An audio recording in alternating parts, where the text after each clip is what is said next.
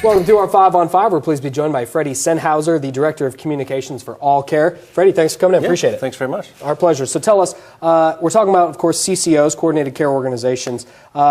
Is this Oregon Health Plan, does this have anything to do with the Affordable Care Act? Can I explain that for us? I'm glad you asked me because it's the misconception we hear a lot. And at this juncture, it has not anything to do with it. It's really Oregon, a homegrown Oregon concept, of course, spearheaded by the governor, emergency room doctor by training and education. And really was time to do something to change it around a bit, to create these new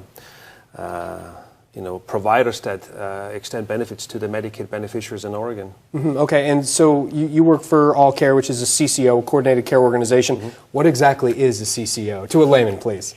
To a layman, you could actually look at us as an insurance company, and we have a service area here in Jackson County, Josephine, and Curry County.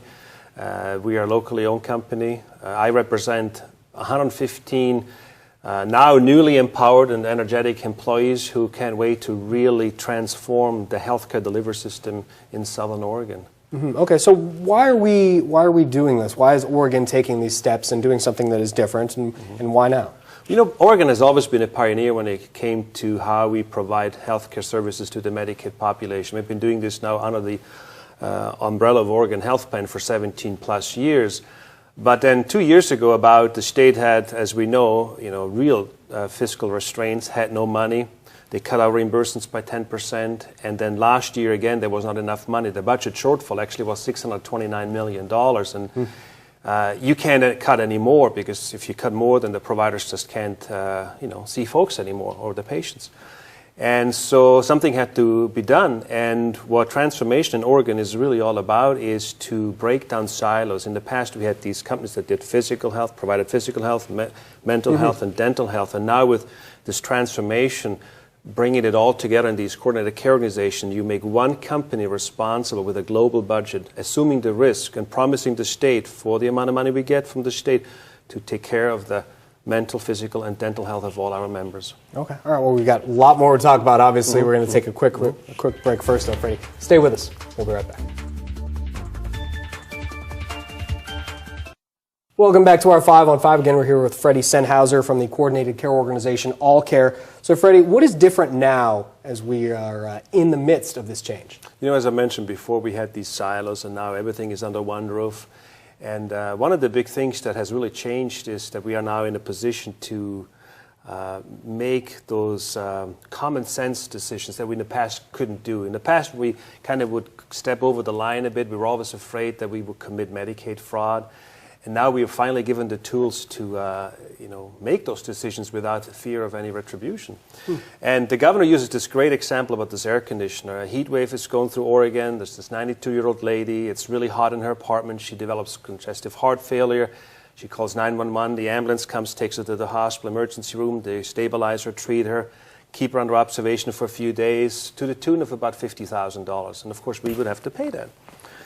And so the governor says, wouldn't it make more sense if we would have gone down to the local hardware store, bought a $200 air conditioner, installed it in her apartment, kept the temperature in her apartment at the comfortable level, and maybe avoided this event from happening? So there's $200 over here and $50,000 over here. Yeah.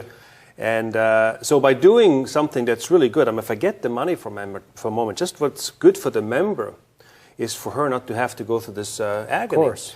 And by doing that, it's good for the state, it's good for us, ultimately, as taxpayers, because we just saved $50,000.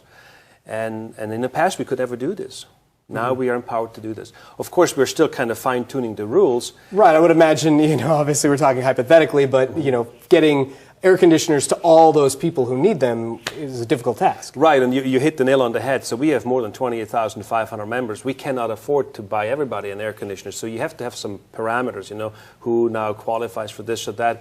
And that's the good part about these flexible services, where we will empower our non-traditional healthcare workers to go do some home assessments, determine, in this case, it might be wise to purchase an air conditioner.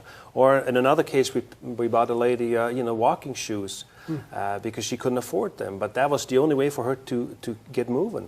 So those are the things that are completely new. And it really works under the idea of we have to provide the right care to our members at the right time, at the right place. And in this case, it's a non-medical solution. It makes so much sense, and it's so much more reasonable than what we've done in the past. Okay, so what about ERs? I know we're trying to keep people out of the emergency room. How does that factor in? Yeah, that's really one of the things that we have been able to really change. So we did a comparison of third quarter 2011 versus third quarter 2012, and we have reduced emergency room admits by 21%.